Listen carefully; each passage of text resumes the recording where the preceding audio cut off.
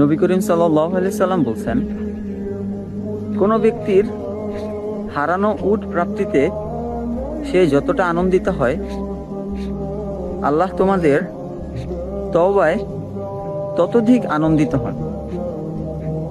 ধরেন কোনো একটা ব্যক্তির মরুভূমিতে উট হারিয়ে গেছে। তার উটের মধ্যে ছিল তার কয়েকদিনের খাবার, পানি, পোশাক ইত্যাদি ইত্যাদি, আমাদের বাঁচার জন্য যেসব প্রয়োজন হয়। তো তার উটটা হঠাৎ হারিয়ে গেল। সে খুব কান্নাকাটি করতেছে, কারণ সে উট ছাড়া একদিনও বাঁচতে পারবে না। কারণ তার উটের মধ্যেই ছিল তার বাঁচার সকল সামগ্রী, তার খাবার, তার পানি, তার পোশাক।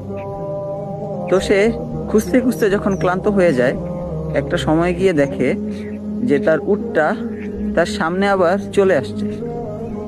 তো সে তার হারানো উটটা খুঁজে পেয়ে যতখানি খুশি হবে, আল্লাহ তাআলা আমাদের তওবায়, আমরা যখন নাকি তওবা করি, আমাদের গুনাহের কথা চিন্তা করে আমরা যখন নাকি গাফেল হয়ে যাই গুনাহ করতে করতে, তখন আমরা যখন আবার আল্লাহর দিকে ফিরে যাই, আমাদের গুনাহের কথা স্মরণ করে এবং আল্লাহর আযাবের কথা স্মরণ করে, তখন আল্লাহ তাআলা সেই উটের মালিকের থেকেও ততোধিক বেশি খুশি হয় বা অধিক খুশি হয়।